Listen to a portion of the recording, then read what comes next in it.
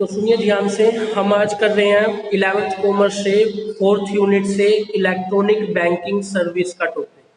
ठीक है, तो देखिए, इलेक्ट्रॉनिक बैंकिंग सर्विस या ई बैंकिंग क्या होता है? डिजिटल पेमेंट होता है। आज के टाइम आपको जो बैंक है वो ऐसी सर्विस प्रोवाइड करवाती है कि आप डायरेक्टली जो है अपने अकाउंट से दूसरे व्यक्ति के अकाउंट में जो है इलेक्ट्रॉनिकली मनी ट्रांसफर कर सकते हैं। उसमें जो है आपको सिंपली इंटरनेट की जरूरत होती है। आपका जो मोबाइल है या जो आपका लैपटॉप या कंप्यूटर है वही आज के लिए आपका बैंक है। ठीक है, तो बैंक आपको इस तरह की सर्विस प्रोवाइड करवाते हैं कि जिसमें आप इलेक्ट्रॉनिकली मतलब बाय इंटरनेट जो है अपनी मनी को एक पर्सन से दूसरे पर्सन के अकाउंट में जो है शिफ्ट किया जा सकता है। तो सबसे पहले आपको जो इलेक्ट्रॉनिक बैंकिंग या ई बैंकिंग है उसमें सबसे पहले आता है ईएफटी। ईएफटी मतलब इलेक्ट्रॉनिकली फंड ट्रांसफर। अब इलेक्ट्रॉनिक फंड ट्रांसफर क्या होता है?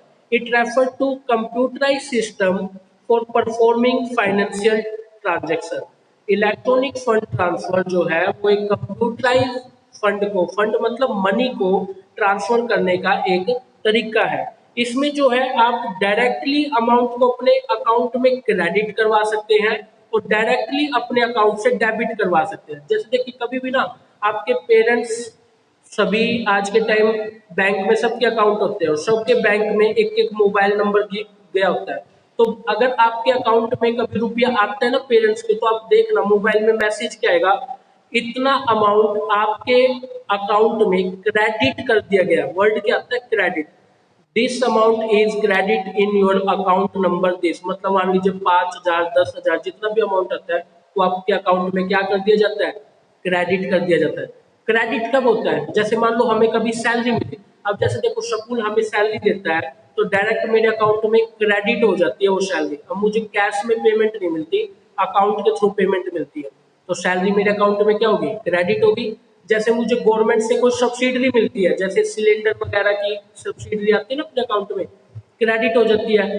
बैंक हमें कभी कोई इंटरेस्ट दे तो डायरेक्ट मेरे अकाउंट में क्या हो जाता है? क्रेडिट हो जाता है। किसी कंपनी में आपने शेयर्स में इन्वेस्ट कर रखा हो, डिवेंचर्स में इन्वेस्ट कर रखा हो, उस पर आपको अगर कोई लाभ मिले, प्रॉफिट मिले, डायरेक्ट आपके अकाउंट में क्या हो जाता है? क्रेडिट हो जाता है। किसी कस्टमर से आप रुपया ले, तो आज के टाइम देखा करो, किसी की भी दुकान होगी ना, तो दुकान पे ना सब कोई अमेजोन पे के इनके वो लगा देता है अपना क्यूआर कोड, स्कैन किया सीधे उसके अकाउंट में रुपए डाल दिए। तो वो रुपया जो मिल रहा है अकाउंट में वो भी क्या है? किसी कस्टमर से किसी पेमेंट के थ्रू मिल रहा है, डायरेक्टली आपके अकाउंट में क्रेडिट हो जाएगा। इसे बोलते हैं इलेक्ट्रॉनिक फंड ट्रांसफर, क्रेडिट होगा। डेबिट मतलब डेबिट होता है जब भी आपके अकाउंट से रुपए कटेंगे तो डेबिट करके अकाउंट में ट्रांजेक्शन होती है। जैसे मान लीजिए मैंने अपना इलेक्ट्रॉनिक का बिल पेड किया, फोन का बिल पेड किया, अपने घर का रेंट पेड किया और वो रुपया कैश में पेड नहीं किया, सामने वाले पर्सन का मैंने अकाउंट नंबर लिया और अपने फोन से या कंप्यूटर से डायरेक्टली उसके अकाउंट में मनी ट्रांसफर कर दी, तो मेरा अकाउंट क्या हो जाएगा? डेबिट हो जाएगा। जैसे देखो, स्कूल अभी आपसे फीस ले रहा है, फीस को आप लोग भी आज के टाइम क्या करने लग गए? डायरेक्ट बैंक अकाउंट में ट्रांसफर कर देते हैं ना, तो वहां पे आपका अकाउंट क्या होता है? डेबिट। क्लियर है? तो ये electronically fund transfer. Next one है एटीएम। एटीएम भी जो है टेली ई बैंकिंग का आज के टाइम एक बड़ा हुआ है। एटीएम का नाम सबने सुना होगा ना, फुल फॉर्म में भी कुछ बच्चों को ना पता होगी। तो एटीएम की फुल फॉर्म है ऑटोमेटिक टेलर मशीन।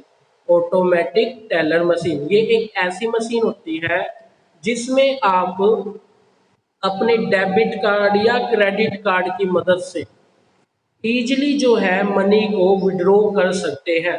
हालांकि आजकल ऐसे भी एटीएम आ गए हैं जिनमें आप चाहें तो अपनी मनी को भी डिपॉजिट करके आ सकते हैं। ठीक है, ऐसे जो एटीएम है वो सिर्फ आजकल बैंक में दिखाई देते हैं।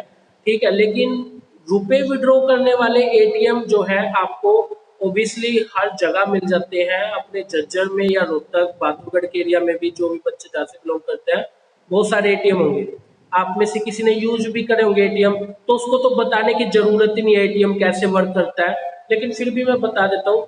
एटीएम एक प्लास्टिक मनी होती है। प्लास्टिक मनी मतलब एक कार्ड आपको बैंक इशू करती है, उस कार्ड पे एक नंबर होता है आपके पास में और उस नंबर के साथ एक जो है आईडी जो है वो जुड़ी होती है, कभी देना गोल्डन कलर की एक आईडी सी बनी होती है, उसे आप अपने किसी भी एटीएम मशीन में लगाएंगे तो तभी एटीएम मशीन जो है आपके अकाउंट को आइडेंटिफाई कर लेगी। अकाउंट को आइडेंटिफाई करके आपको बस उसमें भरना होता है कि आपका अकाउंट कौन सा है, सेविंग अकाउंट है या करंट अकाउंट, पीछे डिस्कस करके आए ना हम उन अकाउंट को, तो आपने वो भरना है। और एक होती है एटीएम की पिन, पिन किसी को नहीं बतानी होती है, एटीएम जो पिन होती है पर्सनल आइडेंटिफिकेशन नंबर होता है आपका, 4 नंबर की पिन होती है, वो पिन आप ही को पता है, उस पिन के नंबर आप डालेंगे, अकाउंट से रुपया जो है आप विड्रॉ कर सकते हैं।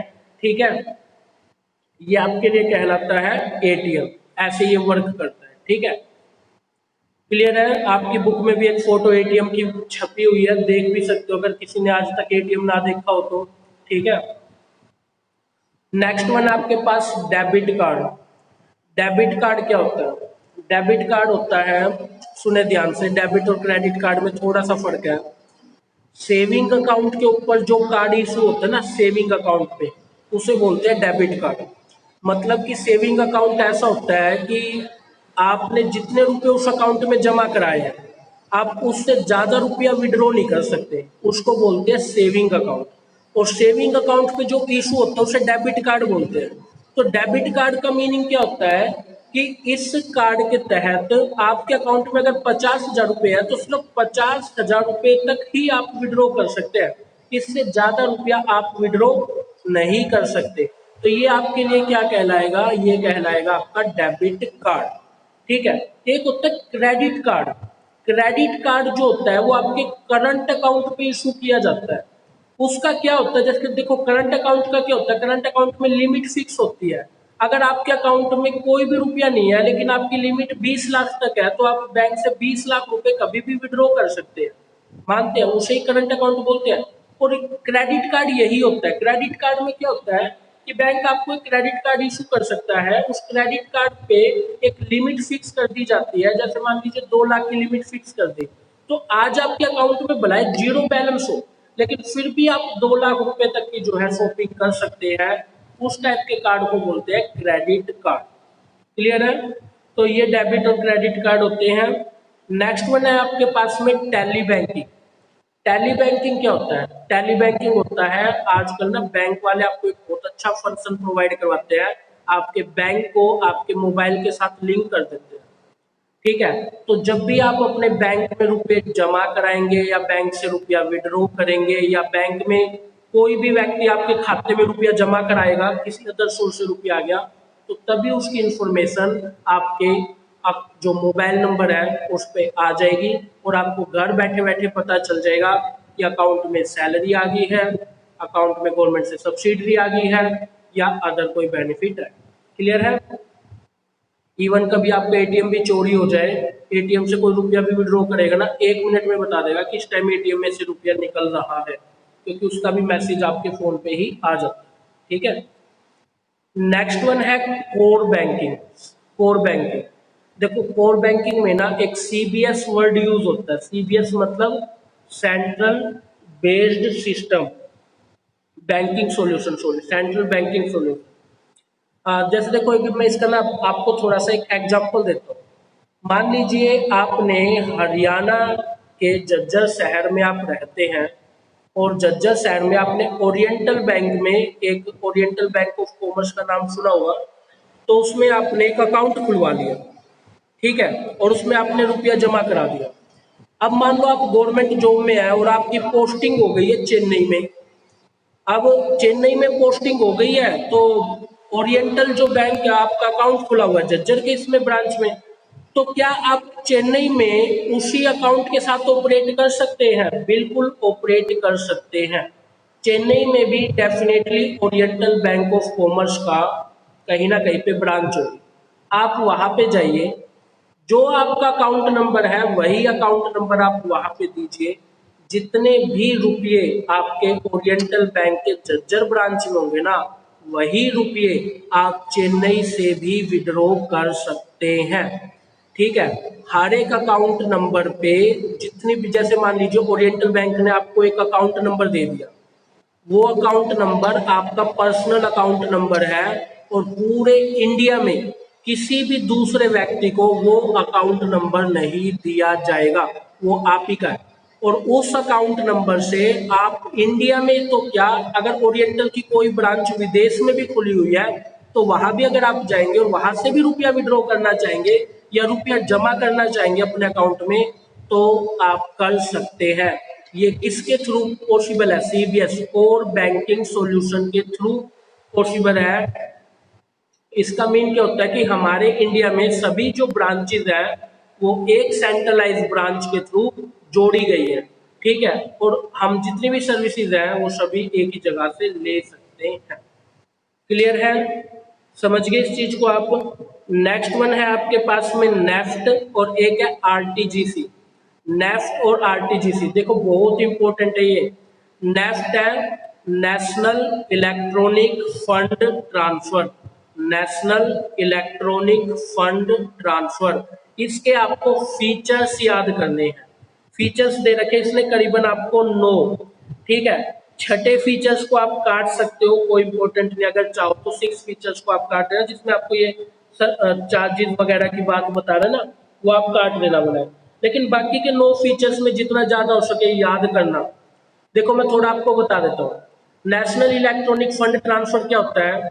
ये एक ऐसा सोर्स है जिसके थ्रू आप बहुत जल्दी अपनी मनी को एक फंड से दूसरे फंड में ट्रांसफर कर सकते हैं, लेकिन इंटरनेट के थ्रू ही पॉसिबल है, पहली चीज। दूसरी चीज, नेफ्ट के लिए आपका जिस ब्रांच में अकाउंट है ना, जैसे मान लीजिए आपका झज्जर का ओरिएंटल बैंक में ब्रांच में अकाउंट है तो उस बैंक में नेफ्ट की सुविधा होनी चाहिए, क्योंकि ये जो चीज है ना ये आप घर बैठ के नहीं कर सकते, ये बैंक में जाना पड़ेगा और उस बैंक में नेफ्ट सिस्टम होना चाहिए, national electronic fund transfer system होना चाहिए। क्लियर है? इसमें जो है ना क्या है कि अगर आपका बैंक अकाउंट नहीं है, जैसे मान लो आपका ओरिएंटल में बैंक अकाउंट है तो आप चाहो तो 5 करोड़ रुपए भी 10 करोड़ रुपए भी अपने अकाउंट से दूसरे अकाउंट में ट्रांसफर कर सकते हो बिना किसी प्रॉब्लम के, और विद इन अ सेकेंड कुछ टाइम पीरियड में ट्रांसफर हो जाएंगे, ठीक है। बट अगर आपका अकाउंट ओरिएंटल बैंक में नहीं है और आपके पास में लगता ओरिएंटल ही बैंक है तो आप मैक्सिमम जो ट्रांजैक्शन कर सकते हो वो 50,000 की होगी। 50,000 से ज्यादा की ट्रांजैक्शन आप नहीं कर सकते अगर आपका बैंक में अकाउंट नहीं है, उस पर्टिकुलर बैंक में अकाउंट नहीं है, ठीक है। हाँ समझ गए इस चीज को? तो ये चीजें जो है आपको थोड़ा सा याद करना है नेफ्ट के बारे में। सिर्फ फीचर्स 9 फीचर्स है, छठा मैंने बोल ही दिया काट देना, बाकी फीचर्स है लाइन टू लाइन भी पढ़ोगे अपने आप ही समझ आ जाएगा, कोई बड़ी इशू नहीं। नेक्स्ट टाइम है आरटीजीसी। आरटीजीसी मतलब रियल टाइम ग्रोस सेटलमेंट, ठीक है। ये नेफ्ट का जो है ना बड़ा भाई है, नेशनल इलेक्ट्रॉनिक फंड ट्रांसफर का जो बड़ा भाई है ना वो आरटीजीसी है। बड़ा भाई समझते होंगे ना, बड़ा भाई जो थोड़ा ज्यादा एक्सपीरियंस है, जो थोड़ा ज्यादा फास्ट है, ठीक है, जो नेफ्ट से थोड़ा ज्यादा जानता है। अगर आप अपने रुपए को एकदम सडनली बिल्कुल फास्टली, जैसे होता है करंट की रफ्तार से अगर आप अपने रुपए को दूसरे के अकाउंट में ट्रांसफर करना चाहते हो, वो बनाए इंडिया में हो या वर्ल्ड के किसी भी हिस्से में बैठा हो, अगर आप ट्रांसफर करना चाहते हो तो आरटीजीसी से फास्ट कुछ नहीं है, ठीक है। आरटीजीसी तो आपके रुपए को बहुत जल्दी जो है ट्रांसफर करने का काम करती है, ठीक है। तो इसके भी आपको फीचर्स याद करने हैं आरटीजीसी के। आरटीजीसी के लिए फर्स्ट ऑफ ऑल तो आपके बैंक में आरटीजीसी का फीचर होना चाहिए, समझ रहे हैं आप? मान लीजिए मैंने जैसे नेफ्ट का ऑप्शन होता है ना बैंक में, अगर है तभी तो ट्रांसफर होंगे, अगर बैंक में ऑप्शन ही नहीं है आरटीजीसी का या नेफ्ट का तो कैसे ट्रांसफर करोगे, ठीक है। RTGS transaction are processed continuously throughout business hour not in batch. RTGS जो ट्रांजेक्शन करोगे ना वो जो आपका हावर है ना वर्किंग आवर सिर्फ उसी में ही जाएगी। जैसे देखो इन्होंने ने ऊपर आरटीजीसी की कुछ जीवनी दे रखी है, पढ़ना चाहोगे ना आरटीजीसी क्या है तो उसके बारे में बता रखा है। तो इसने बताया कि आरटीजीसी की सर्विस जो है कस्टमर को सुबह 9 बजे से लेके शाम के 4:30 बजे तक अवेलेबल होती है। तो अगर 9 से लेके 4:30 बजे तक अगर आप अपनी सर्विस कर लो ट्रांसफर तो आपका रुपया हो जाएगा ट्रांसफर, अदरवाइज नहीं हो सकता। और सैटरडे संडे ये ऑफ रहता है, सिर्फ मंडे टू फ्राइडे ही, और वो भी वर्किंग डे में। कहीं ऐसा ना हो दिवाली वाले दिन आप चले जाओ ट्रांसफर करने और छुट्टी हो रखी है, तो वो नहीं करेगा, ठीक है।